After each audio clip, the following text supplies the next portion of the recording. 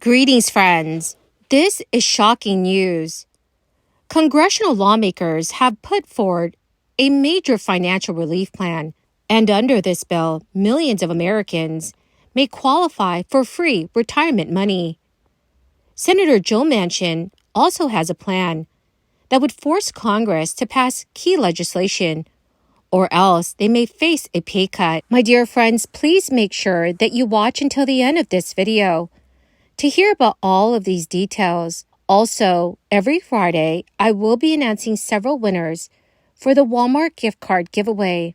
If you would like to enter these weekly giveaway, friends, do make sure that you click and like several of my videos and then comment below the keyword of each video that you watch.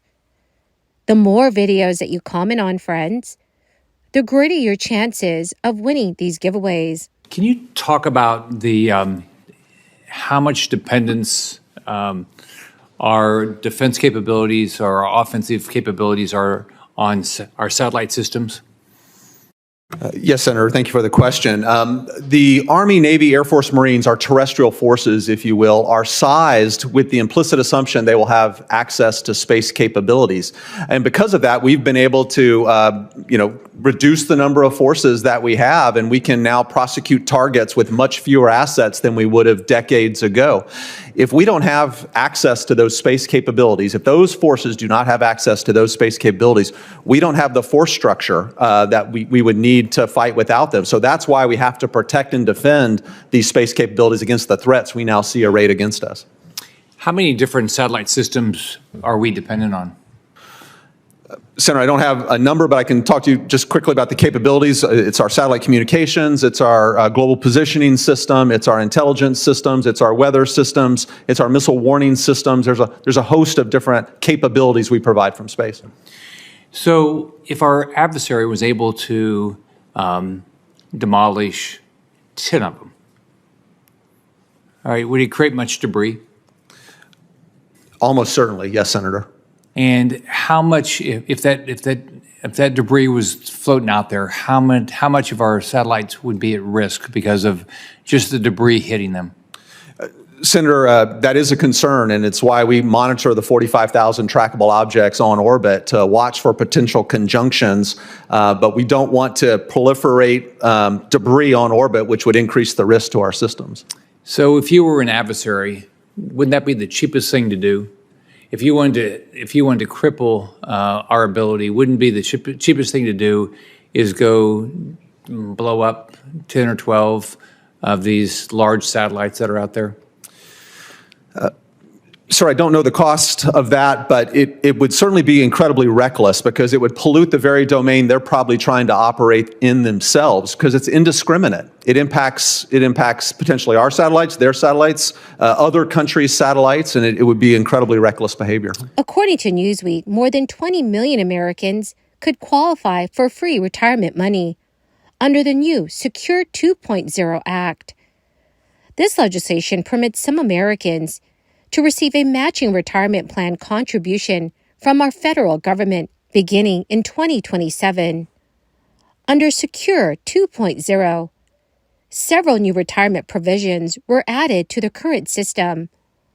Lower-income workers can now match their retirement savings to their qualified retirement plans. Among all tax filers, approximately 84 million taxpayers have eligible incomes for the Savers Match, but you'll also need to have a wage income to take advantage of the new retirement match. The number that meets these standards is actually 21 million Americans when looking at those who contribute to employment-based retirement plans or traditional IRAs.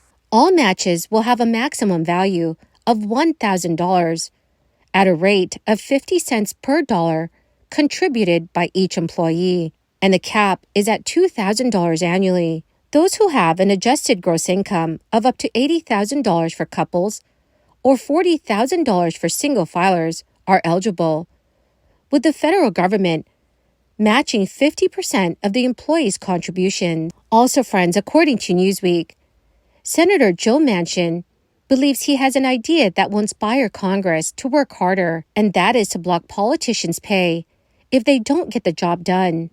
On Thursday, Congress voted to extend the government funding deadlines to March 8th for 6 government agencies and March 22nd for the remaining 6. That marked the 4th time it has passed extensions to avert a government shutdown since the onset of fiscal year 2024, which began October 1st, 2023. Senator Manchin has been vocal about what he would like to see done to improve our government. Manchin told Newsweek, "From the leadership on down, if you don't get it done, there ought to be automatic withholding of your pay or some sort of cuts that no one wants to endure." Senator Manchin serves on the Senate Appropriations Committee, the upper chamber's chief spending authority, which holds jurisdiction over how the government will be funded year to year. While that committee and its House counterpart are responsible for passing 12 spending bills each year, Congress has not passed those 12 bills individually since 1997. But instead, it has spent most years writing the bills, then waiting to pass them near the deadline in a legislative package called an omnibus that bunches the 12 bills into one bill. House Republicans decided they would do things differently when they took charge of the House in January 2023. However, hardline conservatives have demanded on including policies such as cuts to social safety net programs. This has drawn the scorn of Democrats and some moderates, leaving them shy of the votes needed to pass their 12 bills. Despite having its bills finished within the Appropriations Committee, the larger Senate has not voted on most of them. A resolution could be coming soon, as House Speaker Mike Johnson and Senate Majority Leader Chuck Schumer have a top-line spending agreement already in place.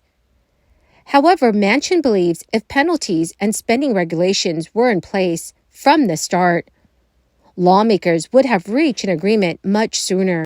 A balanced budget amendment stipulates that a state cannot spend more than it earns. Senator Manchin, a former governor, has been vocal about his belief that America's over $34 trillion national debt endangers the nation's security. This position puts Manchin closer in line with many Republicans who have cited a desire to lower the national debt when introducing their spending bills. However, he differs from many of them in that he opposed the 2017 tax cuts, which was implemented under the former president, which reduced taxes for corporations and contributed an estimated $1.9 trillion to the national debt. So, dear friends, do you think that our government will ever come to an agreement? Please let me know what your thoughts are in the comments section below.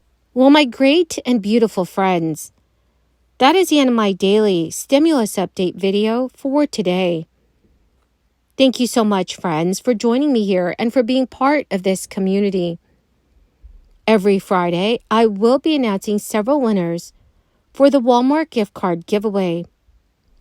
If you would like to enter these weekly giveaway, friends, please click and like several of my videos and then comment below the keyword of each video that you watch.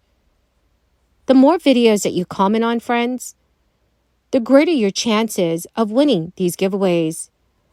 Thank you, and have a wonderful and very blessed week.